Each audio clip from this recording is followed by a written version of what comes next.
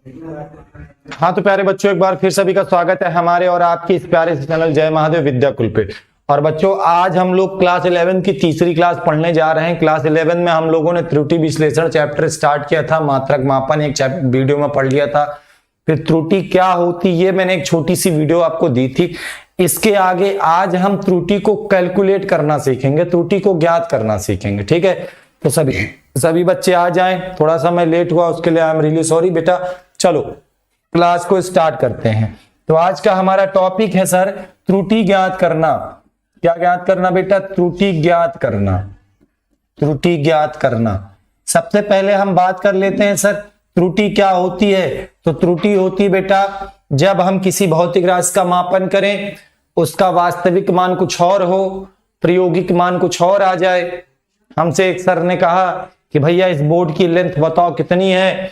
तो बोर्ड खरीदने गए थे तो पता चला 5.8 मीटर लंबा है।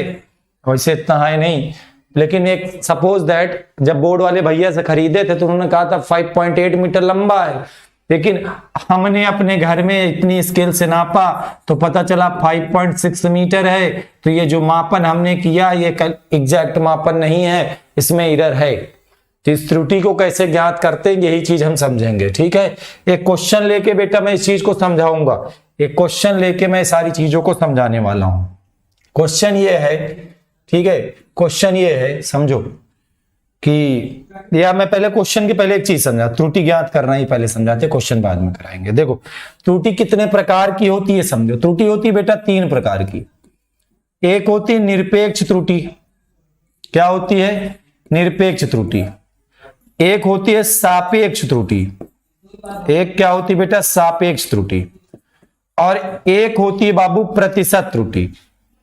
एक होती है भैया क्या? प्रतिशत त्रुटि। 3 प्रकार की त्रुटि आपको कैलकुलेट करना है। सापेक्ष त्रुटि कैलकुलेट करोगे आप, निरपेक्ष त्रुटि आप कैलकुलेट करोगे, आप प्रतिशत त्रुटि कैलकुलेट करोगे। तीनों को आराम से समझ लेना। देखिए, जब किसी राशि का तुम मापन करते हो तो इसका एक वास्तविक मान होता है, एक उसका प्रायोगिक मान होता है। एक उसका वास्तविक मान होता है, एक उसका प्रायोगिक मान होता है। तो वास्तविक मान व प्रायोगिक मान, वास्तविक मान व प्रायोगिक मान का जो डिफरेंस आएगा, जो अंतर आएगा, उस अंतर को ही हम निरपेक्ष त्रुटि कहते हैं। निरपेक्ष त्रुटि क्या है? किसी भी प्रयोग में प्राप्त प्रायोगिक मान और वास्तविक मान के अंतर को हम क्या कहते हैं? तो उसको हम निरपेक्ष त्रुटि कहते हैं। सापेक्ष त्रुटि का मतलब होता है कि आप जो त्रुटि निकाले हो इस त्रुटि को किसी राशि से तुलना कर दो। क्या करो? जो आपने त्रुटि निकाली है इस त्रुटि को किसी राशि से तुलना कर दो। और बच्चों इन दोनों मानों में, प्रायोगिक और वास्तविक मानों में, प्रायोगिक मान बदलता रहता है, वास्तविक मान फिक्स होता है। हाँ भैया, सबको राम राम बाबू, जितने लोग भी आए सबको राम राम। ठीक है, तो जब हम क्या करते हैं त्रुटि को वास्तविक मान से तुलना कर देते हैं। क्या कर देते हैं? वास्तविक मान से तुलना कर देते हैं। तो ये जो प्राप्त होती है उसे उस प्रयोग की क्या कहते हैं? सापेक्ष त्रुटि कहते हैं। सापेक्ष या बेटा इसी का नाम होता है भिन्नात्मक। इसी का नाम होता है, बताओ क्या? भिन्नात्मक। सापेक्ष अथवा भिन्नात्मक त्रुटि क्या है? जब त्रुटि की वास्तविक मान से तुलना कर दें, जब त्रुटि की वास्तविक मान से तुलना कर दें तो उस त्रुटि को क्या कहते हैं? उस प्रयोग की सापेक्ष अथवा भिन्नात्मक त्रुटि। अब भैया पहले आपने त्रुटि की वैल्यू निकाली, न्यूमेरिकल वैल्यू, फिर उसे आपने फ्रैक्शन बना लिया। अब फ्रैक्शन है, अब आपको क्या चाहिए? फ्रैक्शन से उसको परसेंटेज में चेंज करना है। भैया जब किसी भिन्न को प्रतिशत बनाते हो तो क्या तरीका है? बोलो, भिन्न को प्रतिशत बनाने का क्या तरीका है? 100 से गुणा कर दो। क्या करो? 100 से गुणा कर दो। ठीक है, जैसे मैंने आपसे कहा 2/5 लिखा है, इसको प्रतिशत बनाओ, उड़ते 100 कर दो। 5 से काटो, 20 बार कटेगा। 20 दूना कितने परसेंट? बोलो 40%। 20 दूना कितने परसेंट? 40%। मैंने आपसे कहा 4/5 लिखा, इसको प्रतिशत में बताओ, आपने 100 से गुणा करा दिया। 5 चौको 20, 5 20 100, 20 चौका 80%। कितना आ गया बताओ? 80%। परसेंटेज बनाना बहुत ही सरल है। तो आपको क्या करना है? त्रुटि को प्रतिशत में बदलना है। तो आप क्या करोगे? जो भी त्रुटि हुई है उसको वास्तविक मान से भाग देने के बाद, अर्थात जो सापेक्ष अथवा भिन्नात्मक त्रुटि है उसमें बेटा 100 से गुणा कर देना। और ये जो आएगी ये क्या निकल आएगी? ये परसेंटेज एरर निकल आएगी। तो किसी प्रयोग की त्रुटि को इस प्रकार से कैलकुलेट करते हैं, इस प्रकार से कैलकुलेट करते हैं। बात समझ में आई कि नहीं? कोई दिक्कत किसी को? कोई समस्या? संख्या बड़ी कम है, दिल आत्मा कलेजा किडनी गुर्दा जो भी है सब बहुत दुखी है। परेशान मत हो बेटा, सब क्लासेस चलेंगी, ठीक है? आगे बढ़ चलें, इसको मिटा दें। चलो भाई नेक्स्ट स्लाइड पे चलते हैं। एक क्वेश्चन लेते हैं तो उससे हमें समझ में।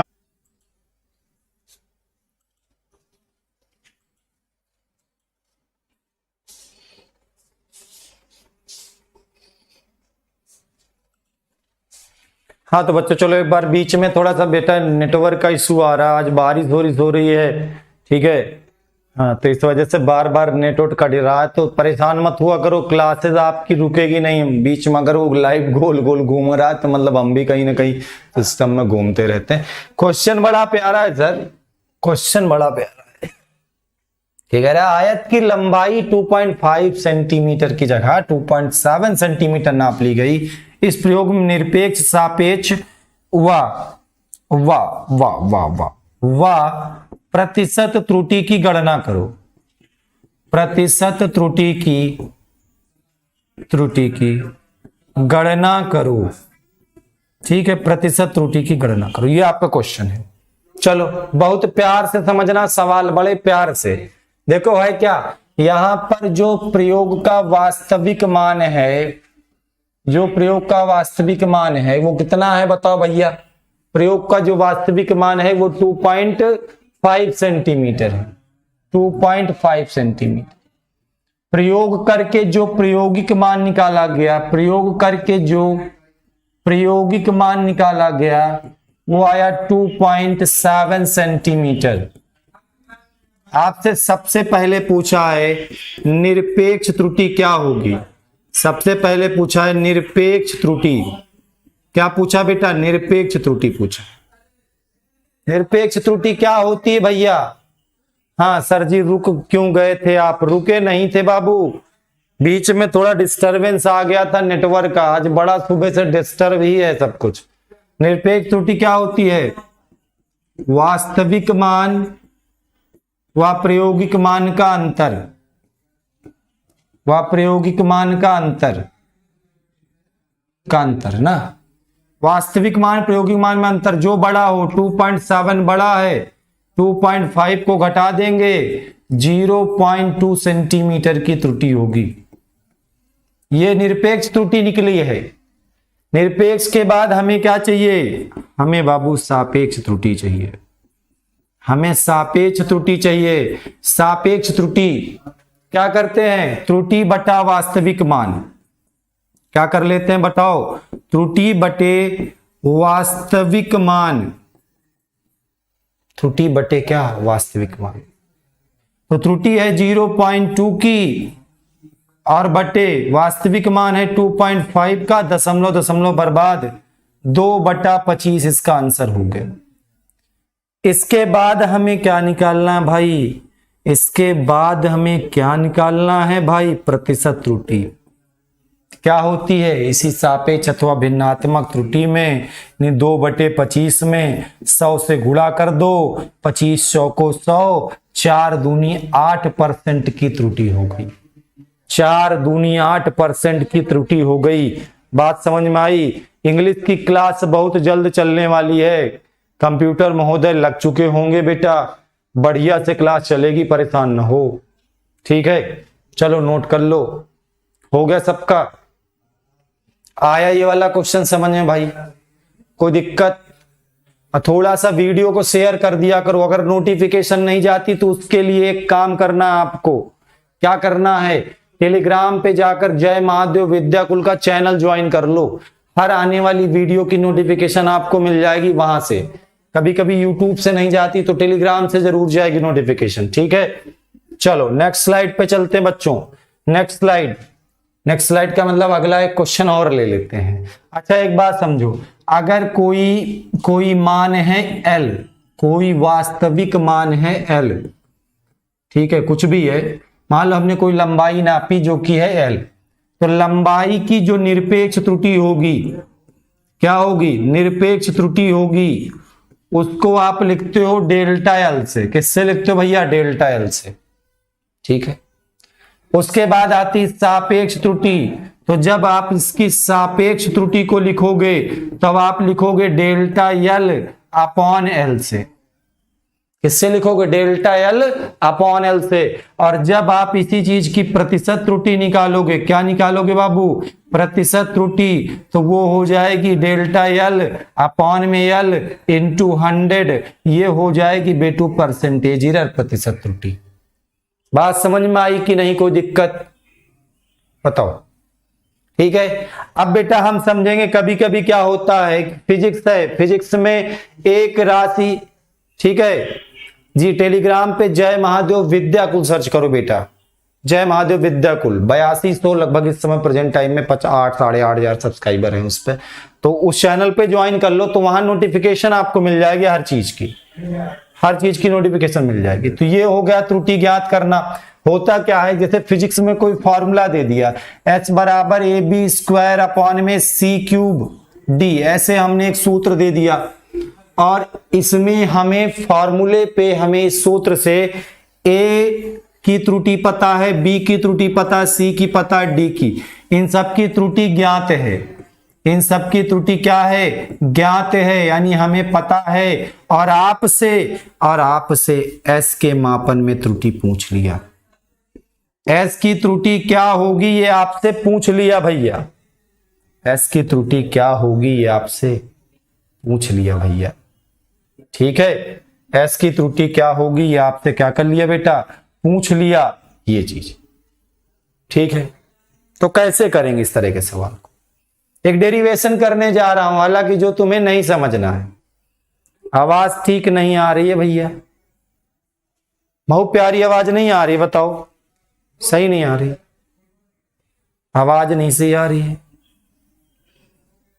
आवाज सही नहीं, कंप्यूटर महोदय एक बार चेक कर लो भाई, आवाज सब सही जा रही है,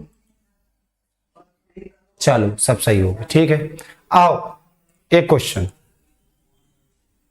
समझाना है सर, ठीक है, चलो नेक्स्ट स्लाइड पे पढ़ते बेटा। एक फॉर्मूला मैं लिख रहा हूं, मैंने एक फॉर्मूला लिखा, s बराबर वही A³ B² C रूट में D दे दिया, और आपसे पूछा इस फॉर्मूले के बेस पर, इस फॉर्मूले से राशि S के मापन में, राशि जो S है के मापन में त्रुटि बताओ, मापन में क्या बताओ, त्रुटि बताओ क्या होगी, ये मैंने आपसे पूछा है, ठीक सर। बड़े प्यार से समझिएगा, बड़े प्यार से सर, प्यार से मोहब्बत के साथ समझाऊंगा, ठीक है। चलो कोई दिक्कत, आवाज ठीक नहीं आ रही, कंप्यूटर महोदय थोड़ा आवाज चेक कर लो भाई, आवाज ठीक ना आ रही, बच्चे कह रहे हैं आवाज सही है। एक बच्चा कह रहा था अनारकली जैसे लग रही है, वाह वाह, तुम्हें अनारकली में लग रहा हूं, सुधर जा मेरे लाल बाल गोपाल। ये दिया है एस के मापन में त्रुटि, मतलब तुमको बेटा निकालना पहले डेल्टा एस अपॉन एस का मान, फिर आपको बताना delta S upon S into 100 का मान। ये डेरिवेशन जो मैं करने जा रहा हूं शुरू में आपके समझ में नहीं आएगा, बाद में समझ में आए जब लक्ष्य की प्राप्ति हो जाएगी, जब लक्ष्य की प्राप्ति हो जाएगी। अगर हम दोनों पक्षों में लाग ले लें, आराम समझना, क्या करें, दोनों पक्षों में लाग ले लें, दोनों पक्षों में लॉग लेने पर, अगर दोनों पक्षों में लॉग ले लेते हैं भैया, लॉग ले लेते हैं बाबू, तो लॉग एस बराबर हो जाएगा log A cube B square C under root D, C under root D. ये लॉग एम बटे एन का फॉर्मूला लग गया। लॉग के 3 फॉर्मूले जन्म जन्म तक याद रखना। लॉग एम इंटू एन का, ये कहता है कि log M plus log N हो जाऊंगा मैं, log M plus log N हो जाऊंगा मैं। एक होता है लॉग एम बटे एन का, इसका कहता है कि मैं log M minus log N हो जाऊंगा। एक फॉर्मूला होता है बेटा लॉग एम की पावर एन का, कि जो पावर लगी है ये पहले आ जाती है, यानी ये फॉर्मूला बन जाता है एन लॉग एम के रूप में। क्या बन जाता है भैया? एन लॉग एम के रूप में। भाई बात समझे बाब? चलो तो चलो लॉग ये पूरा एम हो गया, ये पूरा एम हो गया, ये पूरा एन हो गया। एम बटे एन का फॉर्मूला लगेगा तो आपको मिलेगा लॉग एस बराबर लॉग एम, यानी पहले log A square B cube B square plus log N यानी C root D plus log C root D. बात समझ में आ गई सबके? चलो आगे बढ़ते हैं, आगे समझना। अब फॉर्मूला लगेगा लॉग एम इंटू एन का, एम इंटू एन का, तो यहां पे लगेगा लॉग एस बराबर हो जाएगा log A cube plus log B square plus log C plus log root D. Root में बोलो भैया क्या? डी, रूट में डी। ठीक है, अब देखो क्या करना है। ये लॉग एस लिखा है बराबर लॉग एम की पावर एन, ये लॉग एम की पावर एन लगी है, पावर में एन लगा है भाई। हाँ चलो, आप और साहिर सर की क्लास साथ में चल रही बेटा, पहले इसको पढ़ लो। हाँ साहिर सर की पढ़ लेना। एम की पावर एन है तो एन लॉग एम 3 लॉग ए हो गया। यहां पर भी एम की पावर एन है 2 लॉग बी हो गया भाई। ये प्लस लॉग सी लिखा है, लिखा रहने दो, प्लस लॉग रूट डी है तो डी की पावर में 1/2 लिख दो, डी की पावर में 1/2 लिख दो। तो क्या मिल गया बताओ? लॉग एस बराबर ये पूरी कहानी मिल गई। अच्छा 1/2 पावर, इस चीज को अगर आप डायरेक्ट समझ जाओ तो ये पावर मैं पहले ही लिख दूं, समझ गए होगे। अब बेटा हम करेंगे दोनों पक्षों का आंशिक अवकलन।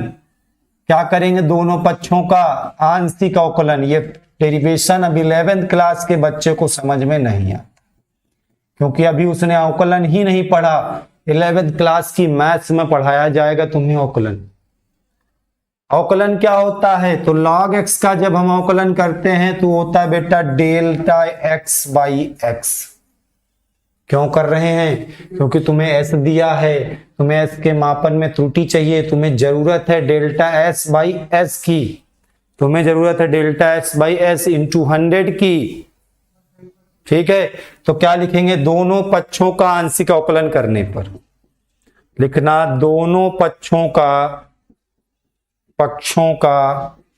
आंशिक अवकलन करने पर, आंशिक अवकलन करने पर, जब दोनों पक्षों का आंशिक अवकलन कर देंगे भाई, दोनों पक्षों का आंशिक अवकलन कर देंगे भाई, इसको मिटा दें भाई, नोट कर लेना बाबू, सब पूरा नोट कर लेना भैया।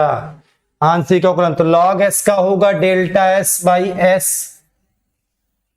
बराबर में 3 log a है, log a का delta a by a, 2 log b है तो हो जाएगा 2 डेल्टा b बाई b, फिर प्लस log c है, प्लस log c है तो ये हो जाएगा, गड़बड़ हो गया log m बटे n से, यहां पर ही गड़बड़ करके बैठे हैं, यहां पर ही गड़बड़ करके बैठे हैं, कोई बात नहीं, सुधार लेंगे। log m minus log n, ये भी माइनस का, ये भी माइनस का, ये भी माइनस का, ये भी माइनस का, सब के सब क्या हो जाएंगे? माइनस में। ये माइनस का log c है तो डेल्टा c बाई c, ये माइनस का 1/2 log d है तो डेल्टा d बाई d।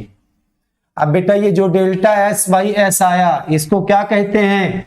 इसे कहते हैं यस के मापन की सापेक्ष त्रुटि। ठीक है, इसे क्या कहेंगे? एस के मापन की सापेक्ष त्रुटि। ये हो गई एस के मापन में सापेक्ष त्रुटि। क्या हो गई बताओ? एस के मापन की सापेक्ष त्रुटि। बात समझ में आ गई भाई?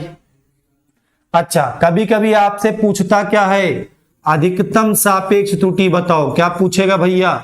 अधिकतम सापेक्ष त्रुटि बताओ क्या होगी? तो जब बात अधिकतम सापेक्ष त्रुटि की होती है तो क्या करते हैं? सारी त्रुटियों को, सारी गलतियों को जोड़ देते हैं, कोई भी माइनस में नहीं रहेगा। 2 del by B plus del C by C plus इसे भी कर देंगे half del D by D. क्या हो जाएगा? Half del D by D. ये क्या आ गई? अधिकतम सापेक्ष त्रुटि। तुमसे अगर पूछ ले अधिकतम प्रतिशत त्रुटि बताओ, क्या पूछ ले भाई? तुमसे पूछ ले कि अधिकतम प्रतिशत त्रुटि बताओ क्या होगी? तो अधिकतम प्रतिशत त्रुटि delta S by S into 100 बराबर में 3 delta A by A into 100 plus 2 delta B by B into 100 plus delta C by C into 100 plus half delta D by D into 100। ये क्या हो गई? अधिकतम प्रतिशत त्रुटि। अधिकतम प्रतिशत त्रुटि नोट करो भाई। आया समझ में बच्चों? अब इस फॉर्मूले पर आपको बीच की कहानी पूरी भूलनी है। नोट कर लो भाई, नोट करना हो बाबू, फिर इसके आगे बढ़ते। अब तुम्हें क्या करना बच्चे? तुम्हें मेरे बच्चे ये भूल जाना है, ये तुम्हारे काम की चीजें नहीं हैं, इतना तुम्हें भूल जाना है, ये तो तुम्हें भूल जाना है। वृंदावन बिहारी लाल की दया से भूल जाना है तुम्हें, केवल और केवल इसके बाद इस स्टेप पे आना है। s बराबर A cube B square C root D दिया है। s बराबर A cube B square C root D दिया है। s को हमने लिखा delta S by S into 100। A cube था, पावर में 3 लगी थी तो हमने लिखा 3 delta A by A into 100। फिर बी स्क्वायर था तो हमने 2 delta B by B into 100 लिखा। फिर बेटा सी था तो delta C by C into 100 लिखा। रूट डी, रूट का मतलब होता है डी की पावर में 1/2। रूट डी का मतलब होता है डी की पावर 1/2। हमने 1/2 delta D by D into 100 लिखा। तो इस तरह से त्रुटि निकालना, इस कदर से हमें इनसे प्यार हो गया। ठीक, हमने एक फॉर्मूला दिया जेड बराबर P square Q by R. Z बराबर मैंने लिख दिया P square Q by R, और तुमसे पूछा कि जेड के मापन में प्रतिशत त्रुटि बताओ अधिकतम कितनी होगी, तो आप लिखोगे delta Z by Z into 100। P square है, पी स्क्वायर का 2 बाहर आ जाएगा तो 2 delta P by P into 100 plus Q है तो क्यू का लिखोगे delta Q by Q into 100 plus R है तो लिखोगे delta R by R into 100। ये हो जाएगी बेटा जेड के मापन में, जेड के मापन में अधिकतम प्रतिशत त्रुटि। नोट कर लो भाई, नोट कर लो तो फिर आगे बढ़े। हो गया भाई सबका? चलिए ठीक, आज की क्लास यहीं तक रखेंगे। नेक्स्ट सेशन में हम इस पे न्यूमेरिकल लगाने वाले हैं। आज के सेशन में यहीं तक। ठीक है, अपना ख्याल रखो और पढ़ाई लिखाई करते रहो।